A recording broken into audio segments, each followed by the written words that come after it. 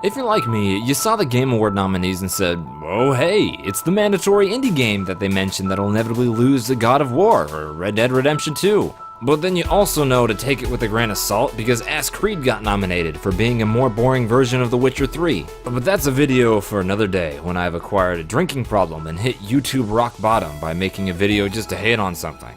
So all I need is the drinking problem. But at least that'll help me get through Odyssey. Well, that was my best attempt at segueing this into mental health. I fucking live in YouTube rock bottom, don't I? In Celeste, you play as Madeline, who wants to climb Mount Celeste. Why? Just like in Journey, because it's there. Okay, there are reasons, but I don't want to give everything away. Let's just say Madeline is basically Tumblr. She's got anxiety, depression, and there's no porn in the game. While that may sound like a deal breaker, don't write off the game yet. Madeline is a well-written character who refuses to be a victim and wants to improve herself. Her mental health can get the better of her sometimes, but it doesn't define who she is.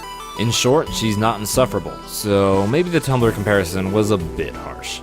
As you progress in the game, you learn more about Madeline and weird shit starts to happen the higher you climb. You'll meet more characters and dear god, the dialogue in this game is fucking fantastic.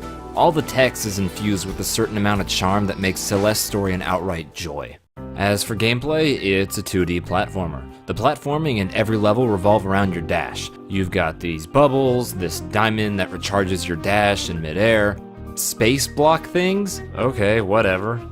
They give each level their own identity in addition to the solid 8-bit background and keep the jumping fresh. Okay, now that previous mentioned stuff expands on the platforming even further with the ability to climb walls for a certain amount of time. It also gives you a little bit of room for error, so missing your jump by a fucking millimeter won't get you killed. Each room almost feels like a puzzle that you need to figure out, but still gives you that challenging platformer rush and sense of accomplishment. If you are one of those platforming masochists, then the B-track levels will be there for you for an obscene challenge. I played a couple of them and fuck them. But the best part is they're completely optional for everyone else who needs to get good but just wants to experience the story. I'd love to tell you how tight and responsive the controls are, but I can't. They very well could be, but I like to make bad decisions and decided to play this on the vanilla Switch Joy-Cons, which aren't the most accurate.